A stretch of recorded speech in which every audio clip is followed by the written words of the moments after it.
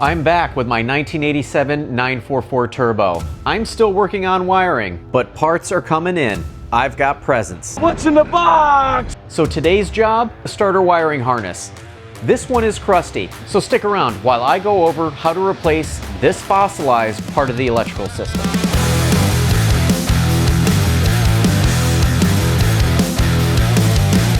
Thank you all for tuning in for what is now my 21st video on YouTube. Oh, it's you. I am still on my 1987 944 Turbo. So if you tuned into my previous video, you'll know that I removed my factory DME wiring harness, boxed it up, and shipped it over to Kroon Wiring Harnesses in the Netherlands. I'm happy to say that it arrived safely, and they are almost complete with my new wiring harness, and it should be getting in the mail within the next couple of days. And if you're savvy with these 944s, you might realize that there is another wiring harness that is no longer here in the car. And that's because off camera I removed my factory alternator to starter wiring harness. You can see all of the black tape, and this has just seen better days.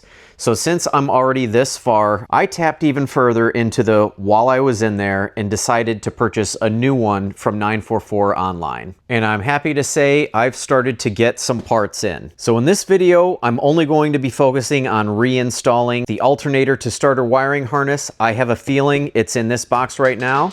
So let's open it up and see what's inside.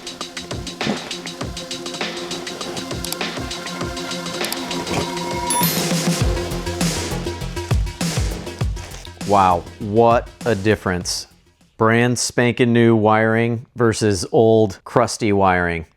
I can't even barely bend this wiring without fear of actually cracking some of the insulation. But this new harness, and this is genuine Porsche, so you know it's going to fit. You know it's going to fit. You know it's going to fit. So the new harness did not fit, but it's not Porsche's fault, and I'll show you why. So let's fast forward. I do have the harness installed.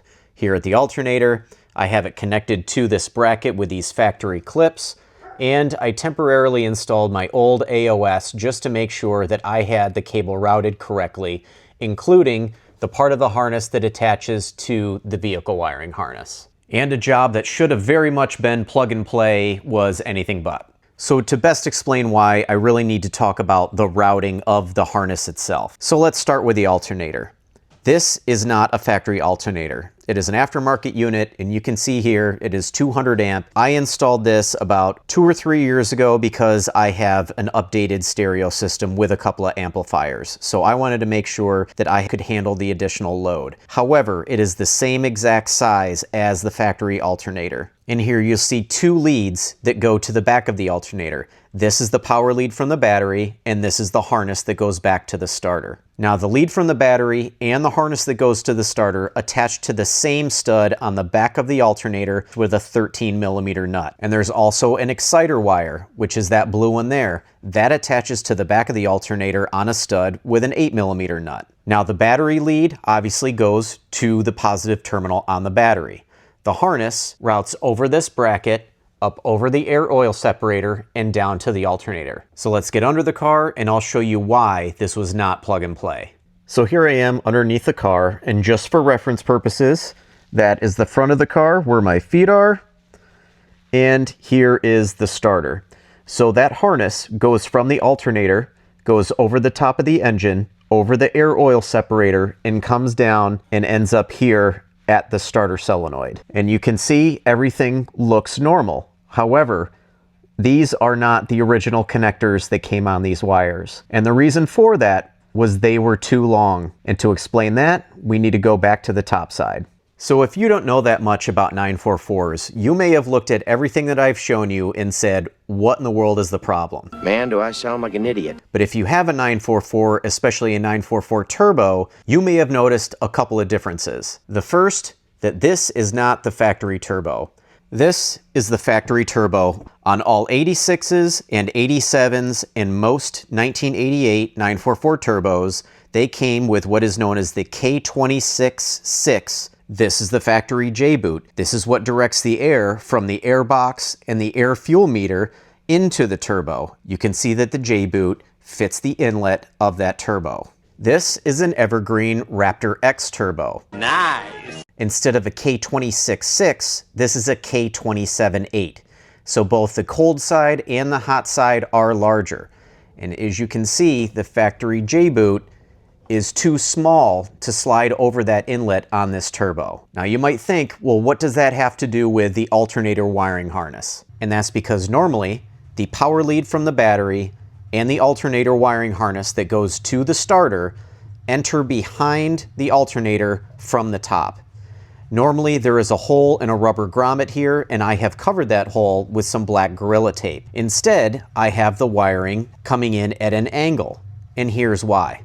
Because if you have a larger turbo with a larger inlet, you are going to need a larger diameter J-boot, at least at the turbo side. And with this J-boot installed, it is directly competing for space where the alternator wiring normally enter behind it. So therefore, I had to move the wiring over to the side and cover this hole so nothing would risk falling down in behind the alternator. But what that does is lessen the amount of wiring required to get behind the alternator, and therefore the entire harness ended up being too long down at the starter.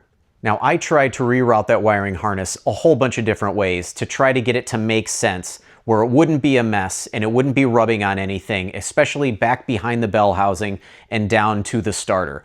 I just couldn't get it to fit, and I decided to do it the right way, and that meant I had to carve up that brand new Porsche harness so that there wasn't a whole bunch of extra wiring that was looped around everywhere and it looked nice and clean. So in the end, I am extremely happy with how it turned out. It looks very clean. There's no wires rubbing anywhere. And honestly, if somebody didn't know what the original harness and the connectors were supposed to look like, they would never know. But thankfully, this job is done. Now, was it 100% plug and play like it probably should have been? No. But it is definitely not out of the realm of possibility for a 100% certified amateur. So what I hope this video shows is that even the most straightforward or seemingly straightforward job can go awry, and that's okay. You can do it! The key is that you don't cut any corners, take your time, and make sure you do it right. So if you enjoyed this video or you found it helpful in any way, I'd appreciate it if you click the like button. If you'd like to know when my future videos of this car or some of my other projects are posted, please click the subscribe button so you can follow along on the progress of my 1987 944 Turbo,